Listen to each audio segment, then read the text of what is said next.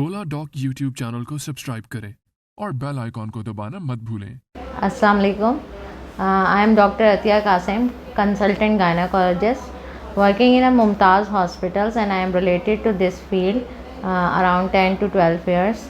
और मेरा गायनी से शोबा अमराज़ निस्वां से ताल्लुक़ है। तकरीबन 10 साल से मैं शोबे में हूँ।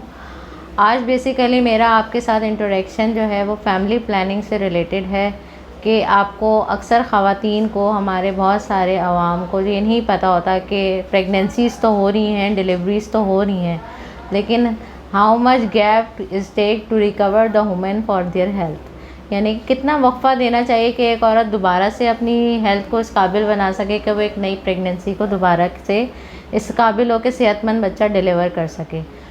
पाकिस्तान के टॉप डॉक्टर्स के साथ अपॉइंटमेंट बुक करें, वो भी पेशेंट फीडबैक देखते हुए। लाखों लोगों की तरह पाकिस्तान के सबसे बड़े डॉक्टर नेटवर्क का फायदा उठाएं और आज ही ओला डॉक ऐप डाउनलोड करें। ओला डॉक, डॉक्टर का अपॉइंटमेंट आसानी से।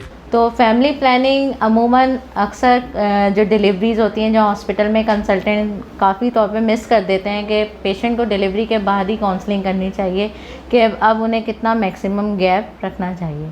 काफ़ी पेशेंट्स को अवेयरनेस है, वो खुद ही पूछते हैं कि हमें कितना गैप रखना चाहिए। तो हमने इसको डिवाइड करते हैं पेशेंट को, जो नॉर्मल डिलीवरीज़ हैं, जो सिजेरियंस हैं।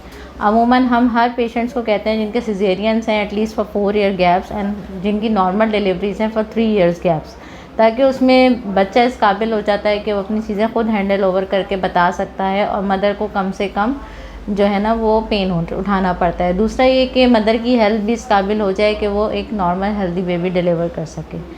अच्छा, डिफरेंट फैमिली प्लानिंग के जो नंबर एक इम्पॉर्टेंट बात है कि तरीके हमें बताने की ज़रूरत पड़ती है, ताकि पेशेंट खुद काउंसिल इस तरह करना चाहिए कि पेशेंट डरने के बजाय उन तरीक़ों पे अमल करते हुए बोल्डली स्टेप ले सके। और हमेशा हस्बैंड और वाइफ दोनों की काउंसलिंग होनी चाहिए। फैमिली प्लानिंग के कुछ तरीक़ेकार होते हैं, जिसमें मुझसे ज़्यादा ये कहने का मकसद सिर्फ ये कि मैं आपको ये अवेयर करवा सकूं कि हर तरीके के कुछ ना कुछ साइड इफ़ेक्ट्स होते हैं। ज़ाहिर है जब आर्टिफिशियल मेथड आप यूज़ करोगे तो कुछ ना कुछ साइड इफ़ेक्ट्स देंगे, लेकिन उन साइड इफ़ेक्ट्स को कंट्रोल करने के लिए कुछ मेडिसिन हमारे पास मौजूद हैं। सबसे बेहतरीन तरीका जो होता है वो IUCD होता है, या फिर हाथ में जो कैप्सूल आजकल चल रहा है। इसके अलावा भी तरीके हैं जिसमें आपको ओरल कॉन्ट्रासेप्टिव पिल्स आ जाती हैं, इंजेक्टेबल कॉन्ट्रासेप्शंस होते हैं, इसके अलावा बैरियर मेथड ऑफ कॉन्ट्रासेप्शंस होते हैं। लेकिन ये सारे कॉन्ट्रासेप्टिव मेथड्स के साइड इफ़ेक्ट्स ज़्यादा हैं बनस्बत IUCD के और बनस्बत कैप्सूल्स के, इम्प्लेनॉन के।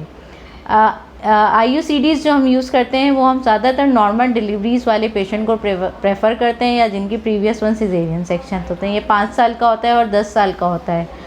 अगर आप इसको रखवाते हैं तो इसके इतने साइड इफ़ेक्ट्स नहीं होते। अगर थोड़ा सा हार्मोनल इम्बैलेंस होता है और उसको कंट्रोल करने के लिए 3 मंथ्स टू 6 मंथ्स हम मेडिसिन देते हैं, जिसके साथ वो कंट्रोल हो जाता है।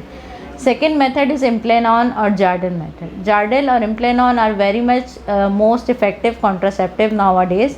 ये न्यू इंटरवेंशंस है और इसको आप पेशेंट को PID पेल्विक इन्फेक्शंस की कंप्लेन नहीं करती, पेशेंट अनकंट्रोल ब्लीडिंग की कंप्लेन नहीं कर सकती। इसमें हाथ में एक आपके मीडियल साइड पे कैप्सूल रख दिया जाता है, जिसके लिए कोई एनेस्थीसिया कुछ ज़रूरत नहीं होती, इंजेक्शंस के ज़रिए रखा जाता है। ये 3 to 5 ईयर्स का होता है और जब आपको प्रेगनेंसी चाहिए तो आप अर्ली टू कंसीव करते हो बनस्बत इंजेक्टेबल कॉन्ट्रासेप्शन के और बनस्बत ओरल कॉन्ट्रासेप्शन के। ओरल कॉन्ट्रासेप्टिव पिल्स आप जब भी यूज़ करते हो उससे आपके साइकिल्स, वेट गेन्स और डिफरेंट साइड इफ़ेक्ट्स होते हैं, जिसकी वजह से पेशेंट कंप्लेन करते हैं या मिस पिल के साथ आते हैं तो वे कंसीव कर जाते हैं। इंजेक्टेबल कॉन्ट्रासेप्शन में भी यही होता है कि साइकिल्स इरेगुलर हो जाते हैं या कभी आते ही नहीं, और लेट कंसेप्शन होती है। अगर आपने इंजेक्टेबल कॉन्ट्रासेप्टिव छोड़ भी दिया है तो आपको 1 ईयर लगता है दोबारा कंसीव होने का। ये इन दोनों के मेजर साइड इफ़ेक्ट्स हैं। जबकि अगर हम देखा जाए कि हमारा कॉइल है या फिर ये इम्प्लेनॉन है जो हाथ में हम कैप्सूल रखते हैं, इसका ये साइड इफ़ेक्ट अगर ब्लीडिंग अनकंट्रोल हो सकती है, बिल्कुल हो सकती है, लेकिन उसको कंट्रोल करने के लिए हमें हार्मोनल टैबलेट देके वो सेटल हो जाता है। हर कॉन्ट्रासेप्शन जो है 6 महीने साल लेते हैं अपने आप को जगह बनाने के लिए। उसके बाद इजीली आप जो है ना रिलैक्स रहते हैं, उसमें कंसीव नहीं होता, या कभी ये भी टेंशन नहीं होती कि टैबलेट भूल गए हैं या इंजेक्शन नहीं लगवाया, मिस हो गया। और जैसे ही आपको प्रेगनेंसी प्लान करनी है तो आप कैप्सूल निकलवा दो या कॉइल निकलवा दो तो फ़ौरन कंसीव कर जाओगे। दूसरी बात ये कि अगर कोई पेशेंट डायबिटिक है, हाइपरटेंसिव है, तो ये इजीली और सेफ़ यूज़ है कॉन्ट्रासेप्शन का। सबसे अच्छी बात ये होती है कॉन्ट्रासेप्शन यूज़ करने के लिए कि अगर आप अपनी कॉन्ट्रासेप्शन यूज़ कर रहे हैं, हर ईयर आप अगर कंसीव करते हो तो आपकी एनीमिया हो जाता है, आपको खून की कमी होगी, आपके अंदर न्यूट्रिशनल डेफिशिएंसीज होगी, जिसकी वजह से आपके नेक्स्ट प्रेगनेंसी उतनी हेल्दी नहीं होगी और फीमेल्स को बोन वीकनेस, एनीमिया की वजह से आपकी रेगुलर फटीगेबिलिटी भी वीकनेस के ज़्यादा कंप्लेन करेंगी।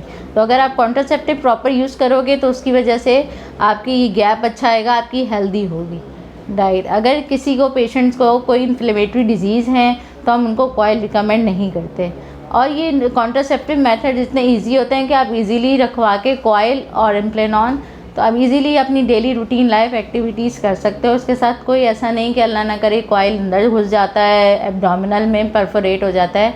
प्रॉपर तरीके से प्रॉपर जगह से आप लगवाओगे तो आपको कोई इन्फेक्शन या कोई साइड इफ़ेक्ट्स नहीं होंगे। और प्रॉपर आपको 6 मंथली ईयरली चेकअप के लिए जाओ डॉक्टर के पास और ट्रीटमेंट करवाओ। तो बेस्ट ऑप्शन यही है मेरा। लास्ट में आपको कॉन्ट्रासेप्शन का मैसेज यही देना चाहूँगी कि बेहतरीन वक्फे का तरीका जो है वो दूसरों के कहने पे आजमाने की ज़रूरत नहीं है। आपको सबसे पहले अपने ऊपर कब कोई चीज़ ट्राई करेंगे, आपको सूट करेगी तो आप वही फीडबैक लोगों को देंगे। इसलिए दुनिया वालों की बातें मत सुने, जो आपका डॉक्टर कह रहा है, जो आपको प्रोफेशनल कह रहा है, आप उसकी बात सुन के कॉइल आजमाएँ या कैप्सूल आजमाएँ। ये बेहतरीन मेथड ऑफ कॉन्ट्रासेप्शन है। Thank you.